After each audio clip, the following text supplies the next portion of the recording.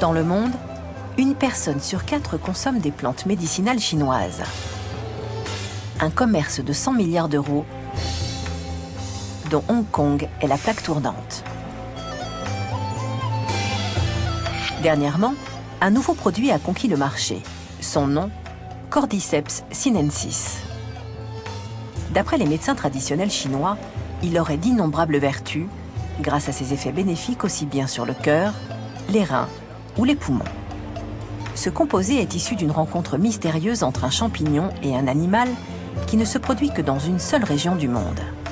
Très rare, il est donc aussi très cher. À 25 000 € le kilo, sa valeur est aujourd'hui supérieure à celle de l'or. Cordyceps sinensis pousse ici, sur les plateaux du Tibet. Il ne se montre que 2 mois dans l'année, 2 mois pendant lesquels les villages de montagne se vident, à l'image de celui de Zhongdian, à la frontière entre le Tibet et la Chine. À une journée de route du village, les habitants de la région ont installé leur camp de base. Il est situé plus haut dans la montagne, car les cordyceps ne poussent qu'entre 4000 et 5000 mètres d'altitude. Fermiers, nomades ou éleveurs ont abandonné leurs activités pour se consacrer à cette récolte qui leur permet de gagner 3/4 de leur revenu annuel.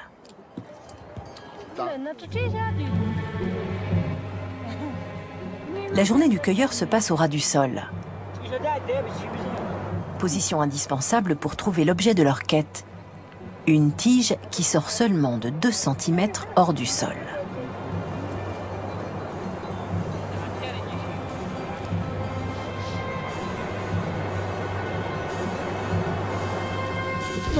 Regarde, en voilà un, ici. Ah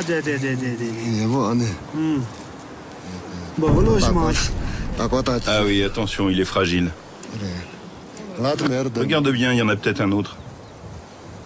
Avec l'augmentation de la demande, cette cueillette est devenue une véritable chasse au trésor. Pourtant, cette pratique est ancestrale.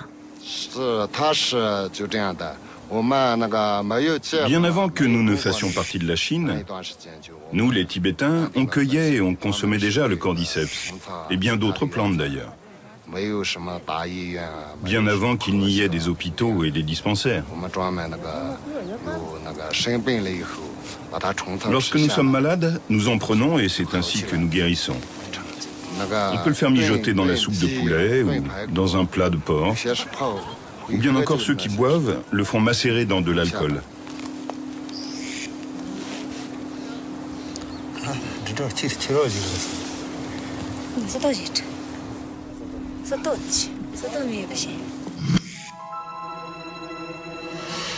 Ces 2 parties distinctes forment le corps du Cordyceps sinensis. Cet organisme extraordinaire est le résultat d'un des cycles biologiques les plus surprenants de la nature.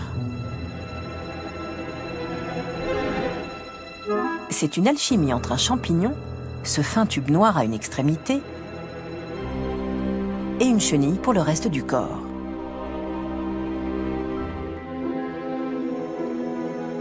Celle-ci appartient à une espèce de papillon très particulière. Elle se déplace sous terre, creuse des galeries et se nourrit entre autres d'un champignon qui est en fait un parasite. Après une dizaine de mues, elle se positionne tête en haut, prête à se transformer enfin en papillon.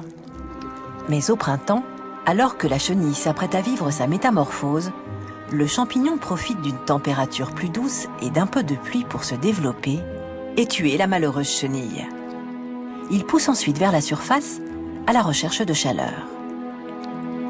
Cordyceps sinensis résulte donc de la fusion d'une chenille momifiée et d'un champignon parasite. À Hong Kong, la demande de cordyceps a explosé.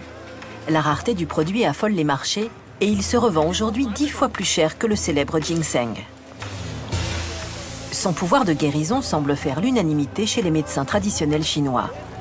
D'après eux, il renforcerait la résistance physique, stimulerait le système immunitaire et aurait un effet positif sur l'organisme en boostant l'énergie des patients. Les scientifiques se montrent plus réservés et tentent de déterminer en laboratoire les propriétés chimiques de cet organisme hors du commun. Et d'un point de vue clinique, de nombreux patients confirment se sentir vraiment mieux après avoir suivi leur traitement. Malheureusement, nous ne savons toujours pas comment ce champignon agit dans notre corps. Quels sont exactement ses composants actifs? Sur quels organes, plus particulièrement, il a un effet? Nous ne le savons pas vraiment. Ce produit cacherait même d'autres vertus encore inconnues. Une étude anglaise a conclu dernièrement à son effet bénéfique sur la lutte contre certaines formes de cellules cancéreuses. Si les Tibétains l'utilisent intuitivement depuis des siècles, le futur du Cordyceps sinensis s'écrira peut-être dans les laboratoires pharmaceutiques.